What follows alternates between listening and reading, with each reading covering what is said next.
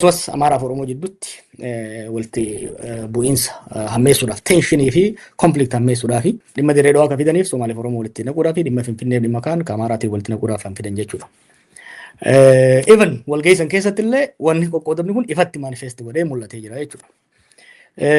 Kabiraa Oromoon laaffisuu irratti kan hojjetame waggaa 8 dabre kana amma daran laaffisuu structurally laaffisuu barbaadan. Waanuma tokko abdeessin godhuu barbaadeeti odeeffannoo har'a damarraa dhufe tokko dhimma siiriyaasii nageenya biyyaata irratti illee fuulduree uummattoota biyya saniitiif illee hedduu murteessaa waan ta'eef doongoor seena qabeessi hojjetamuudhaaf waan deemuuf kanarratti of eeggannoo uummannis warri biyya bulchus badii waggoota 8 dabre kana himaa turreerraa doongoor guddaan hojjenne ibsuuf hin dhiyaadhe. Kaleessa irraa kaasee Adaamatti walga'iin koree jiddu galeessaa bilchaginaa dhoksaadhaan godhamaa jira. Walga'ii san irratti maaltu mari'atame maaltu akka ajandaatti dhiyaatee garamitti deemamaa jira ka jedhu dubbachuudhaaf hin dhufe. Dhimmi kun dhimma nageenya biyyaa dhimma akeeka uummata keenyaa kan hanga har'aa irratti qabsoon godhame kan gara fuulduraatti irratti illee dhiibbaa waan qabaatuuf sadarkaa odeeffannootti xiinxala gara fuulduraatti dhufa irratti sadarkaa odeeffannootti gurra akka qabattaniif waan dhiyeessuun barbaade jechuudha. Ajandaalee murteessotaan waan baay'ee irratti mariin isaanii paartiin bilchaginnaa ajandaa maal qabatee kan dhiyaate ka jiru irratti akka propoozaalaatti yaada dhiyeessan jechuudha. Dhimmoota gurguddoo afran hedduu murteessoo dhiyaatan 3-4 isin dhiyeessuun barbaada. Ka duraa dhimma federaalizimii irratti propoozaalli yaadni dhiyaate federaalizimiin amma jiru kan sabaa-sablammoota irratti hundaa'e kun akka jijjiiramu kan jedhudha. Bakka isaa caaseeffama walitti dhiyeenya lafaa fi hidhata diinagdee irratti hundaa'een bakka bu'amu kan jedhu akka yaadatti dhiyaatee hedduu wal falmisiisaa ta'ee itti deemamaa jira jechuudha. Kileer akka ta'uuf federaalizimiin amma jiru kun akka hafuu fi ka caaseeffama haaraadhaan ka akkaataa walitti hidhiinsa diinagdee walitti dhiyeenya lafaatiin akka ta'u yaadni dhiyaatee jira. Kunis wal falmisiisaa jira. Hedduu kan ajaa'ibe san keessaa yaada kana duras dhagayaa turre. Hedduu immoo kan ajaa'ibe maali? Not only federaalizimicha jijjiiruu qofa osoo hin taane haalli ittiin jijjiiramu immoo akka duraarraa akka jijjiiramu. Dur fakkeenyaaf naannoon tokko uummattoonni naannoo tokko keessa zoonis haa ta'uu naannoo uummachuu akka barbaadan taate referendamiidhaan marii uummataa godhamee referendamiidha. Bu'aan referendamii sanii referendamii dura mana maree federeeshiniitiif dhiyaatee achi booda referendamiin godhamee achi booda paarlamaadhaan mirkanaa'aa ture. Amma sun hafee kallattiidhaan yaadichi paarlamaadhaaf dhiyaate loor haawusiif dhiyaate loor haawusiin eega irratti mari'ate booda pirezidantiin mallatteessa. Pirezidenshalizimii illee itti dhufnaa garamitti akka deemaa jiran. Very simple. Hirmaannaa uummattootaatiin alatti marii fi marabbaa uummattootaatiin alatti paarlaamaa qofaaf dhiyaate paarlaamaan majooritiidhaan yoo mirkaneesse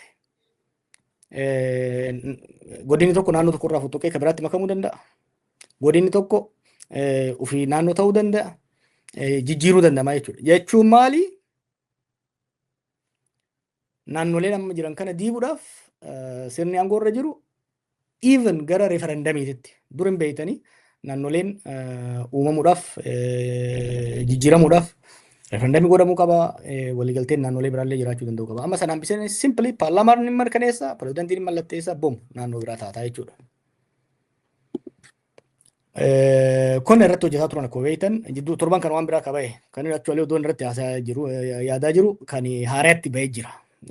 Jechuun waan haaraan dhufe osoo kan dura ilaalaa jiru. Dokumentii tokko booda isiniif maxxansa dokumentii naannoo Oromiyaa reorganize gochuudhaaf haaraatti caasessuudhaaf itti yaadamee ittiin hojjetamaa jiru jira. Dokumentiin kun Oromiyaa gola jahatti qooda. Godinoota waan jedhan san diigee gola jahatti qooda.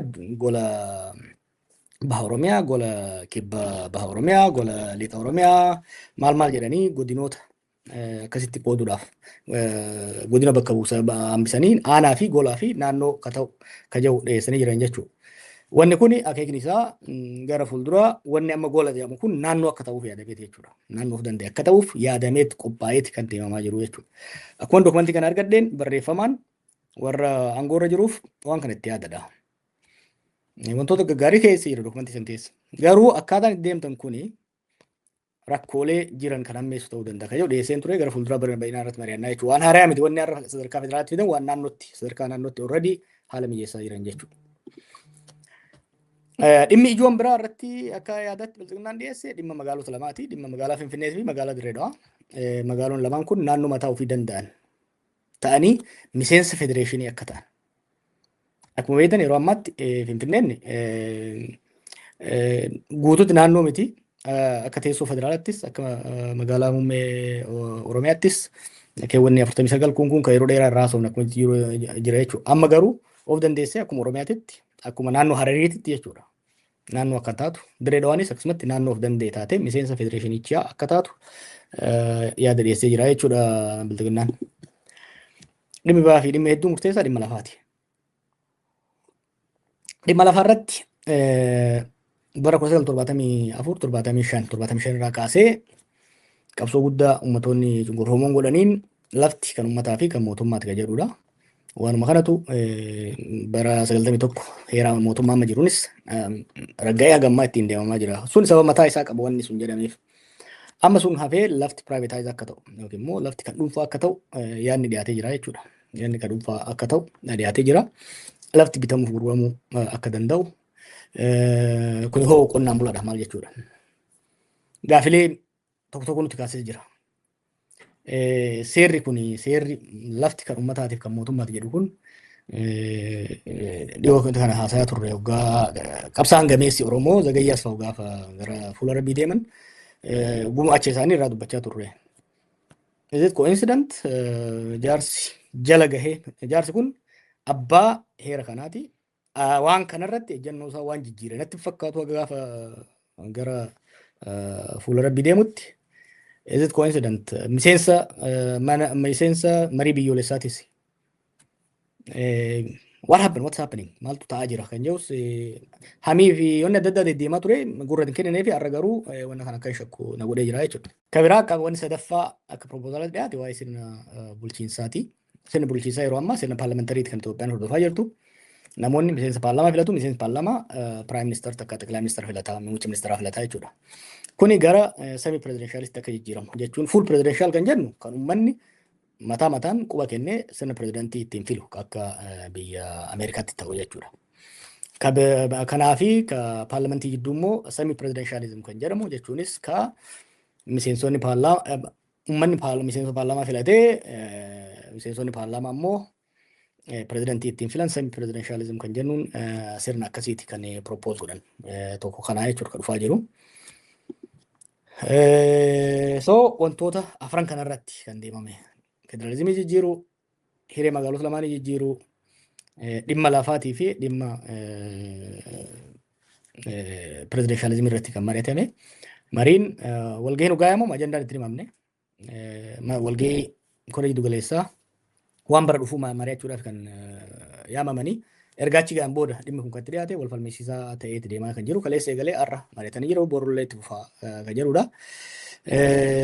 Garee gareen adda bayaniit kan qooda mari'achaa turanii dhimma pirezidenshalizimii irratti almost walii galamee jira. Dhimma magaalota lamaan irratti falmiin jira yaadni akkuma jirutti jira.